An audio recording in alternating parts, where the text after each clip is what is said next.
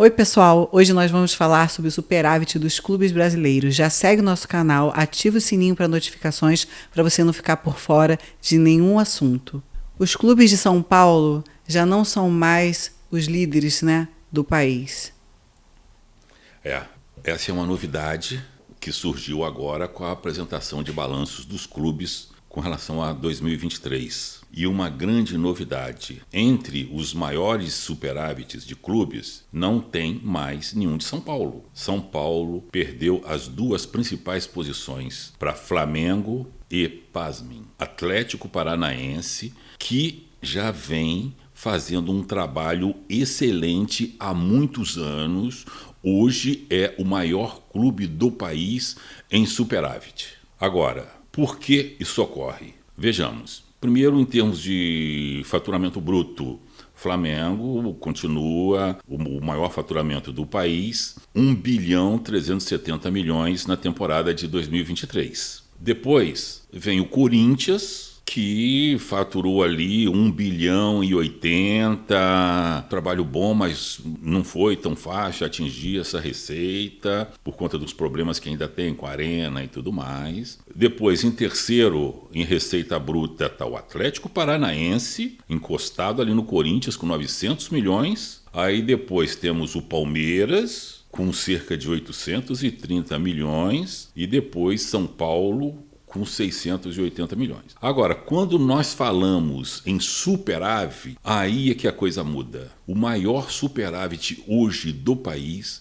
é do Atlético Paranaense, com 380 milhões. Este é o lucro do clube, 380 milhões. Muita diferença, né? Depois tem o Flamengo, que também tem uma gestão maravilhosa, 320 milhões de lucro. Aí, bem lá atrás, com 61 milhões de lucro, tem o Palmeiras. Aí vem São Paulo com 62 milhões de prejuízo e Corinthians com 49 milhões de prejuízo. Estes são os últimos números.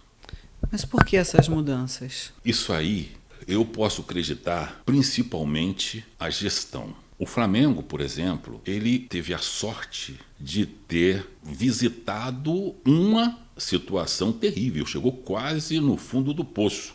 Era o clube brasileiro mais endividado até 2013. Isso fez com que as interferências políticas fossem amenizadas quando assumiu a gestão do Bandeira de Mello. Que o Bandeira entrou com um grupo muito bom, um grupo profissional muito competente, e conseguiram ali reverter o quadro. E o Flamengo foi só melhorando até chegar no patamar atual. O Atlético Paranaense, a mesma situação. O Atlético Paranaense, embora esteja num mercado bem inferior ao mercado carioca e paulista, o trabalho que o presidente do Atlético Paranaense vem fazendo é exemplar. O Mário Celso Petralha realmente merece uma medalha, porque ele não só fez uma gestão fantástica e está fazendo uma gestão excelente no Atlético Paranaense, como também ele enfrenta, desde que assumiu, uma série de problemas e dificuldades de relacionamento com as entidades de administração do desporto, principalmente com a CBF. E ele sempre coloca isso nas entrevistas dele, as dificuldades que ele enfrenta para continuar gerindo o clube dele. E com tudo isso é a melhor gestão do futebol brasileiro. Aí vejam a diferença. Nós estamos ainda sob a égide de um modelo getulista de gestão, que foi um modelo implementado em 1942, com a criação do CND, no qual você tem muita interferência política, porque o clube ele acaba sendo gerido por um volume muito grande de conselheiros, e todos os dias dando palpite nas operações, nas tomadas de decisões. Esse componente político atrapalha muito. E esse componente político realmente interferiu. A gente pode ver o Corinthians, por mais que tenha tentado fazer o seu papel, sempre essa questão de eleição a cada 3 anos, troca, isso atrapalha um planejamento estratégico melhor.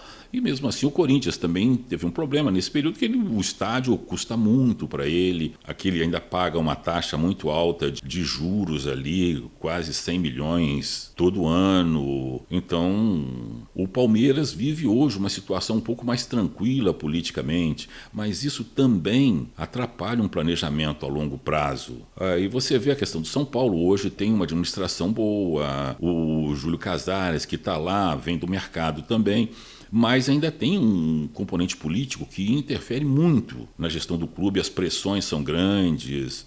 Então, tudo isso acaba tendo interferência nesse processo. E você vê, tanto é real, que os clubes que menor interferência tiveram são os que mais despontam quando se fala em superávit. Hélio, mas se eles estão bem, por que exatamente esses dois clubes falam em SAF?